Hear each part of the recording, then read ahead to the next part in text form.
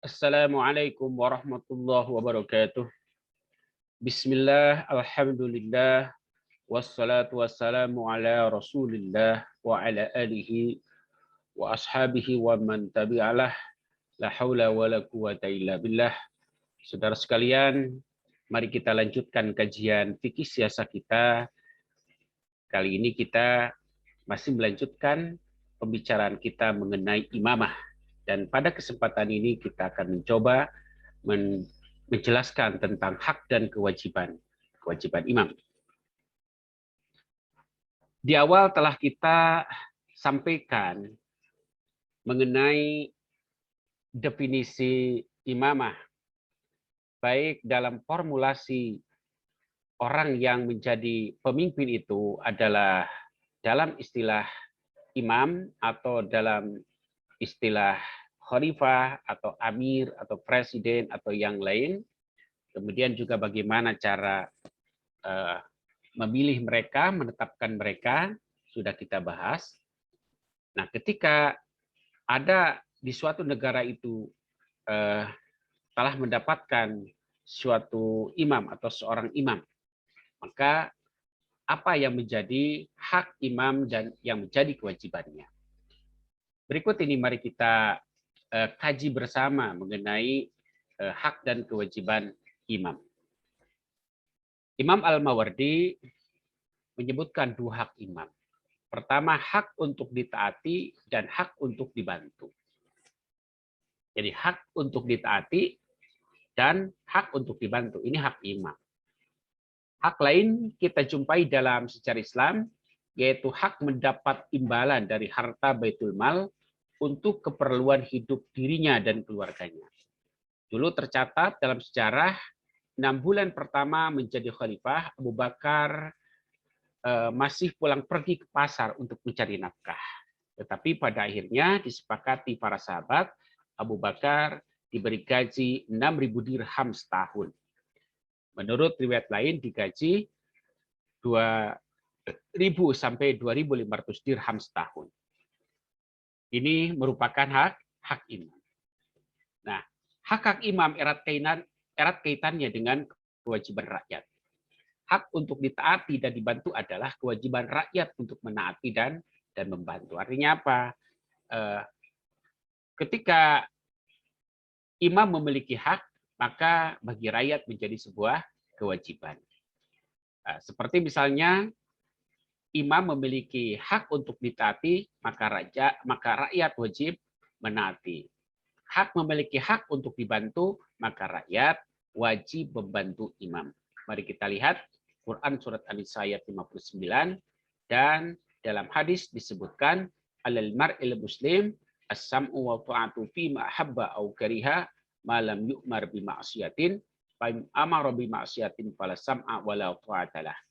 Jadi kepada seorang muslim mendengarkan dan patuh baik pada perkara yang dia sukai ataupun perkara yang dia tidak suka. Selama imam itu tidak memerintahkan kepada maksiat, maka kewajiban untuk mendengarkan dan mewati itu menjadi sebuah keharusan bagi seorang muslim. Nah, bagaimana kalau imam itu memerintah kepada kemaksiatan? Fa in amara bi maksiatin fala sam'a wala ta'ah.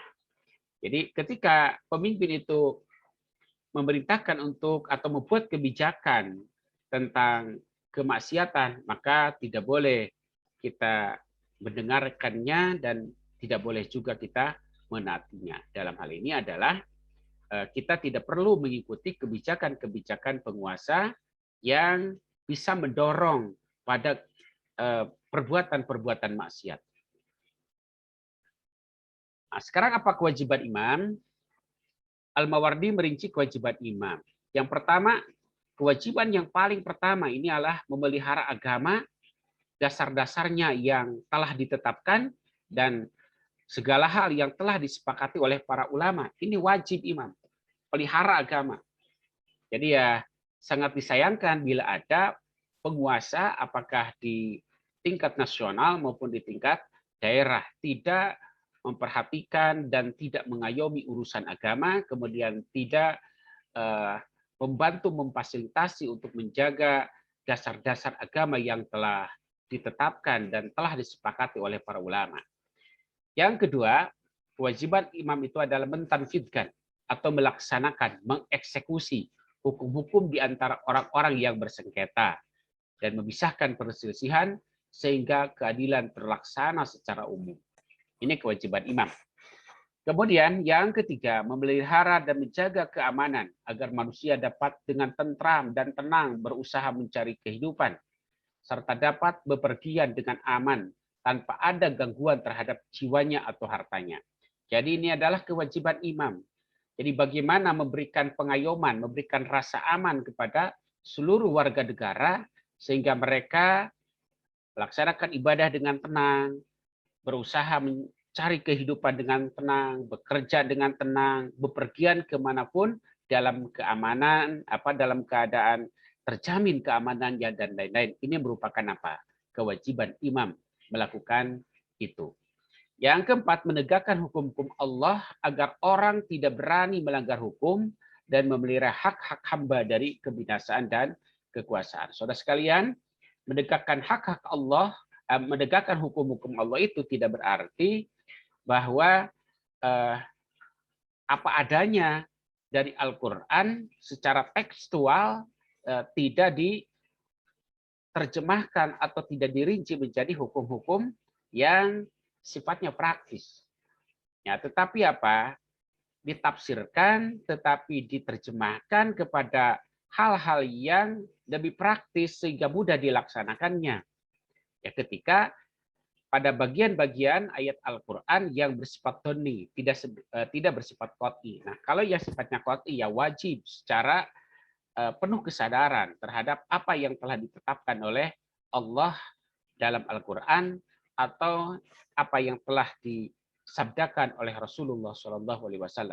Ini apa? Kewajiban imam menegakkan hukum-hukum Allah. Yang kelima, menjaga tapal batas dengan kekuatan yang cukup agar musuh tidak berani menyerang dan menumpahkan darah muslim atau non-muslim yang mengadakan perjanjian damai dengan muslim atau kafir mu'ahid.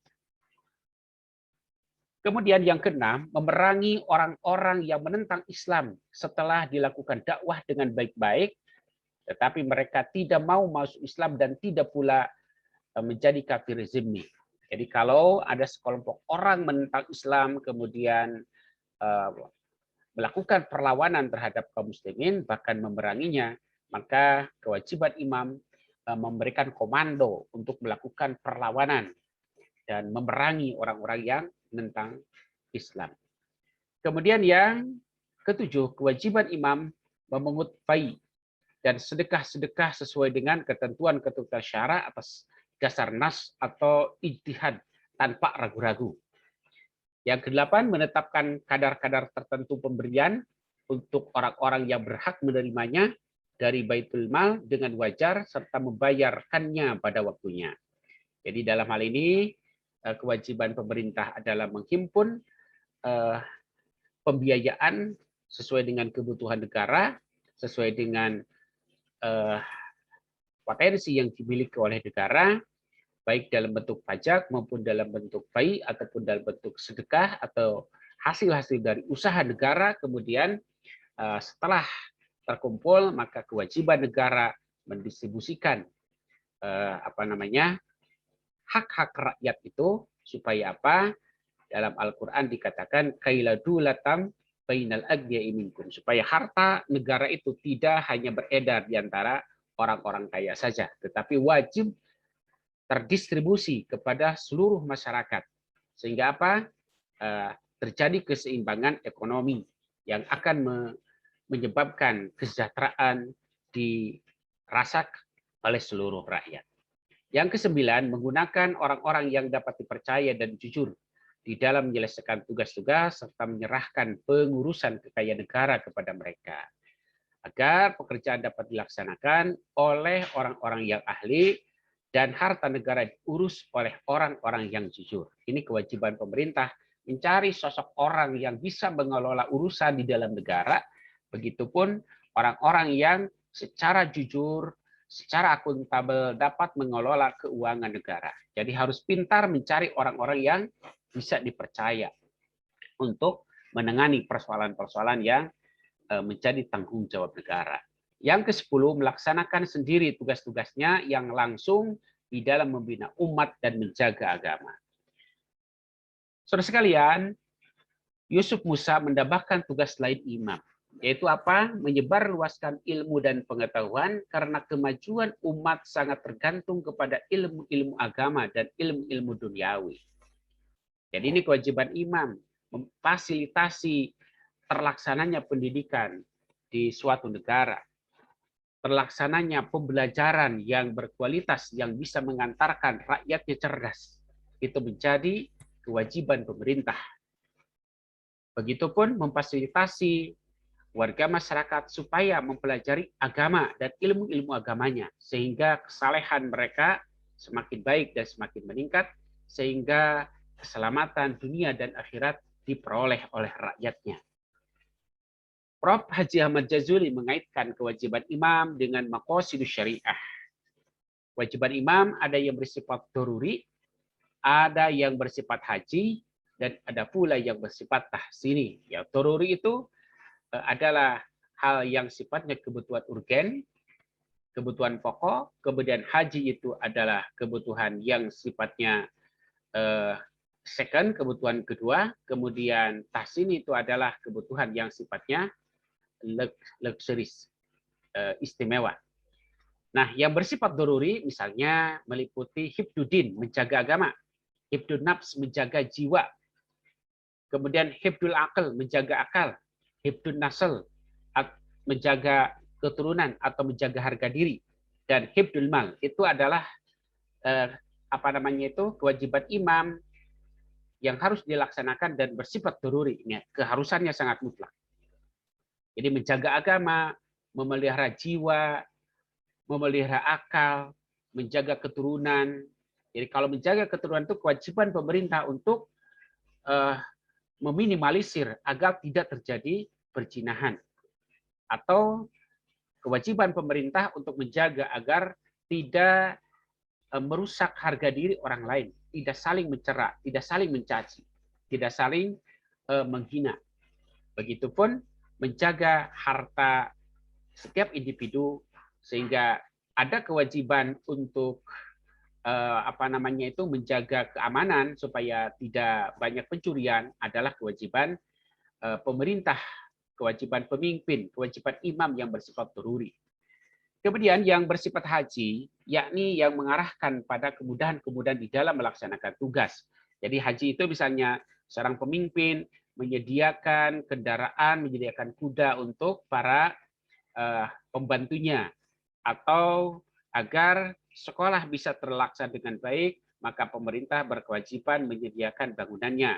Supaya mobilitas masyarakat mudah, maka kewajiban pemerintah menyediakan jalan yang bagus dan jembatan. Begitupun hal-hal lain yang bisa memberikan kemudahan-kemudahan di dalam melaksanakan tugas pemerintahan ataupun tugas-tugas masyarakat. Nah, sementara yang bersifat tahsini, yaitu yang mengarahkan kepada terpeliharanya rasa keindahan dan seni dalam batas-batas ajaran Islam. Jadi artinya apa?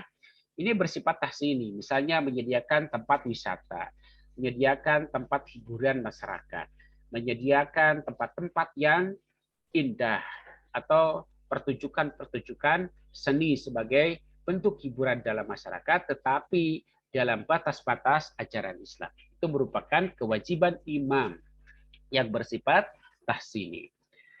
Hal lain yang penting menurut Profesor Haji Ahmad Jazuli, kewajiban imam adalah menjaga dan melindungi hak-hak rakyat dan mewujudkan hak asasi manusia seperti hak milik, hak hidup, hak mengemukakan pendapat, hak mendapatkan penghasilan yang layak melalui kasab yang halal, hak beragama, dan hak-hak yang lain.